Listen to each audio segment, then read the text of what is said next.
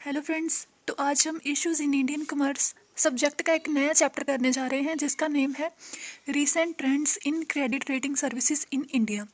जो हमारा इंडिया है उसमें क्रेडिट रेटिंग सर्विसेज का रीसेंट ट्रेंड क्या है उसके बारे में आज हम स्टडी करेंगे। उसके लिए हम सबसे पहले पढ़ेंगे क्रेडिट रेटिंग होती क्या है। Introduction to credit rating.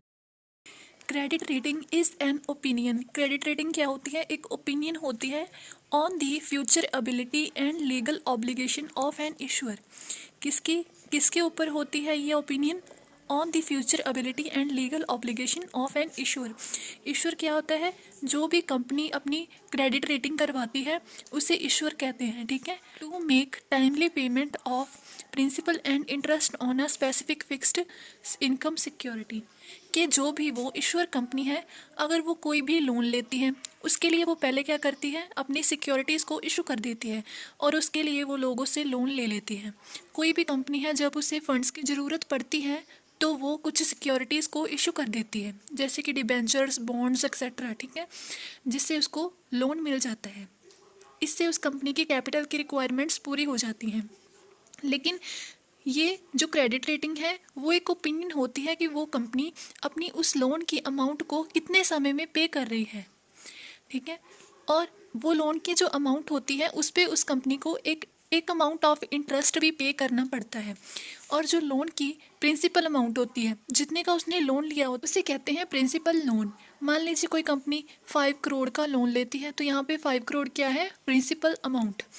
और उस कंपनी को उस लोन के ऊपर 10% इंटरेस्ट भी पे करना है जिन लोगों से उस कंपनी ने लोन लिया है उन लोगों को। ठीक है। और ये जो 10% है ये है interest. As per credit rating regulations 1999। ये एक एक्ट है क्रेडिट रेटिंग से रिलेटेड। कौन सा?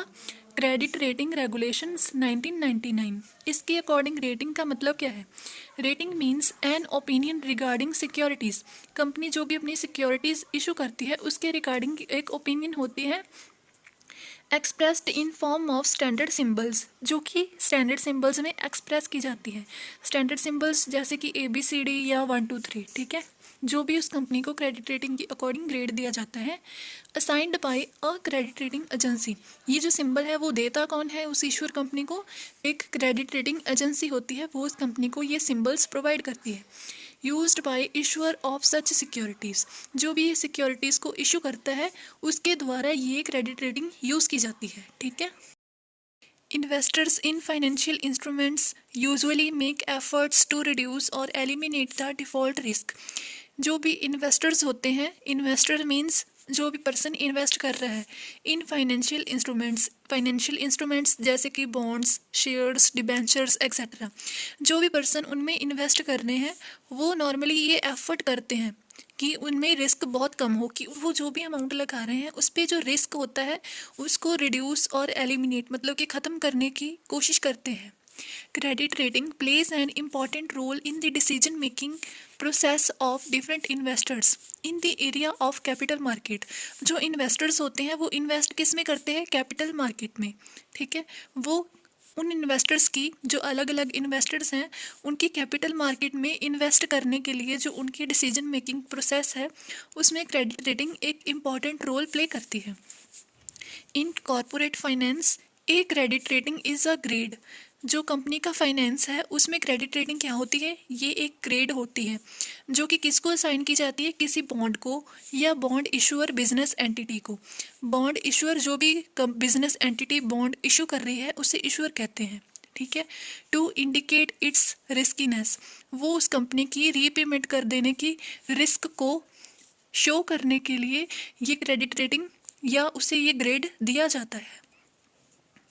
अब ये बिजनेस एंटिटी बॉन्ड को इशू क्यों करती है ये मैंने पहले ही बता दिया। जब किसी कंपनी को नीड ऑफ कैपिटल अराइज होती है तो वो कंपनी बॉन्ड इशू कर देती है, जिससे क्या होता है? वो कंपनी पब्लिक से लोन ले सकती है।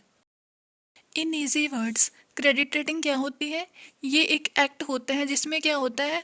कोई भी credit rating agency credit instruments को कुछ वैल्यूज असाइन करती है। क्रेडिट इंस्ट्रूमेंट्स जैसे मैंने पहले भी बताया, शेयर्स, बॉन्ड्स, डिबेंचर्स, जिन पे लोन लिया जाता है।